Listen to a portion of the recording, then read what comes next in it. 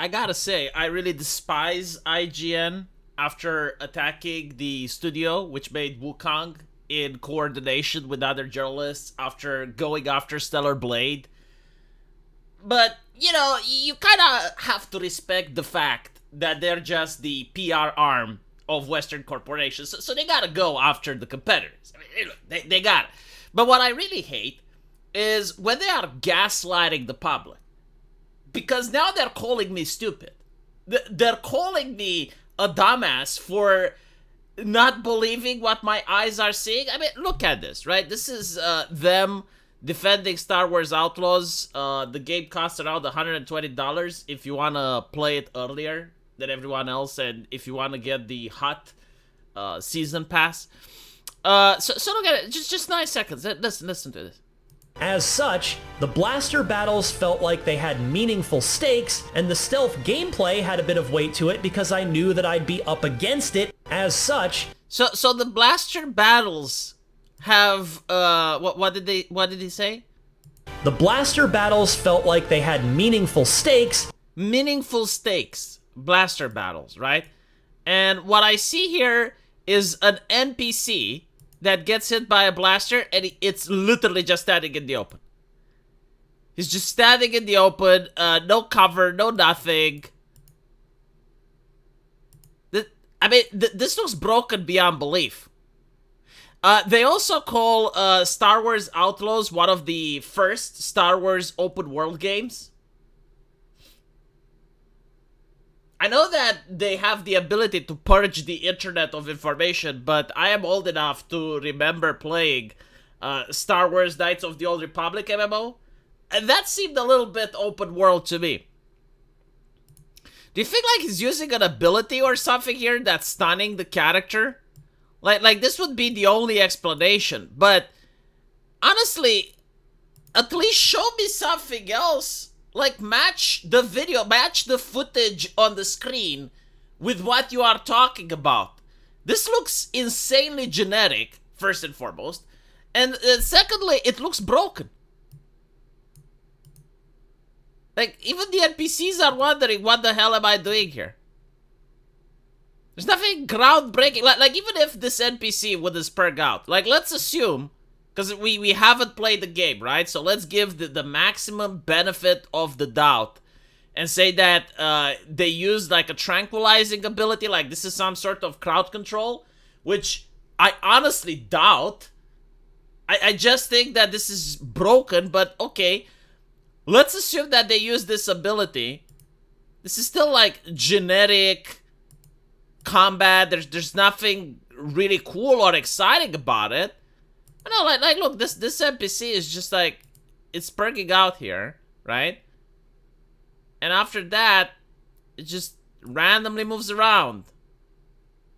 I don't understand, like, how can you say that this is amazing blaster battle when you're getting shot and it barely does anything to you? You're just going in the open. There's, like, look how many enemies are here, right? You got 1, 2, 3 enemies, and there's some in the background. If the blaster battles had impact, as you say, you would be dead. You would be dead in this situation, right? Because, like, impact means that there's some risk-taking, that there's some smart gameplay mechanics where you have to use some tactics or some strategy. And if you're just, like, walking out in the open, and you got like 5 enemies that are all shooting at you and you're still alive, that's shit gameplay. That is really bad gameplay. Which is fine, you know, but like, don't go around and praise them for it. Now, I think what's happening here is that a lot of these game journalists, they're working hand in hand with the corporations. Now, I don't know if they're actually getting payola, if they're actually getting paid for these reviews. But there is an understanding that if you want early access, I mean, why can they play the game and you can't? The reason is that Ubisoft is giving them a copy, right? So, like, they're allowing these game journalists to play the game early. I mean, I would love to play the game early. I would get a lot of clicks on my channel, right? But Ubisoft would never give me a copy. Well, number one, because I don't have that many subscribers. But number two, even if I did, they would know that I would probably shit on the game. So that's why they don't give you a copy. Now, they will give copies to people that praise the game, and they become an extension of the PR team of the corporation. Now, if all the journalists, they're really big on unions, and if all the game journalists would form unions, and they would be like, no, like, we're going to review the games properly, like, no one gives puff pieces, we're actually going to do proper reviews, then the companies would be pressured to drop these tactics. And we know about these tactics ever since the Total Biscuit era. I remember there was that Lord of the Rings game. I forgot I think it was Shadow of Mordor or something like that. But they tried the same shit with YouTubers. So they would get YouTubers to sign a contract with them, and you are only allowed to give the game at least a 9, right? So either 9 or 10. And you had to focus on the Nemesis system, which was something that they were promoting.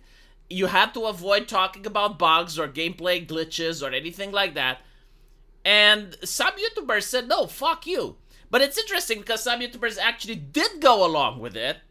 So they didn't disclose the contract. They actually started reviewing the game, giving it a 9.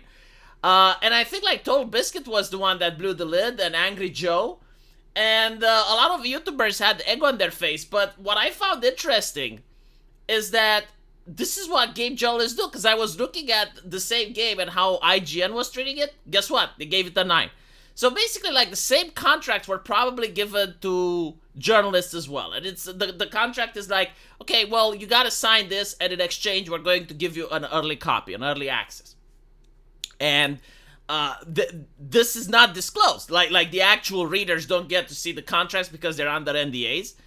And it's implied that if you break the NDA, well, first they can sue you, but they probably won't.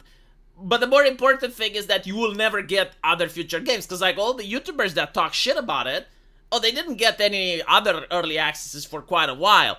So like this is what's happening here. But again, it's so fucking blatant because they are showing these images on the screen when instead they could have just avoided doing that. They could have said, oh, the blaster battles are really cool, and show you something else.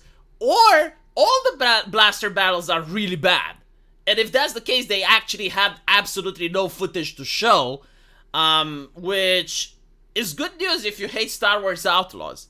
I personally don't want this game to succeed, ideologically, by the way, because I want them to fail a little bit to understand that they need to stop fucking around. They need to start making actual good games. They need to start making actual entertainment. And unfortunately, unless they suffer a little bit financially, they will never pick their shit up together. So I do want this game to actually do really poorly. And I want the next game to do poorly as well until they start selling a couple of studios. And then they're like, okay, well, let's go back to actually making entertainment. Let's focus on making entertainment rather than anything else we're doing, like pushing the message and lecturing customers on Twitter and moralizing players. Yeah, let's stop doing that shit and instead actually focusing on making good games. But I don't know if that's going to happen anytime soon. Still, not a good look. Like this is a really bad review. If all the footage is like this, then yikes.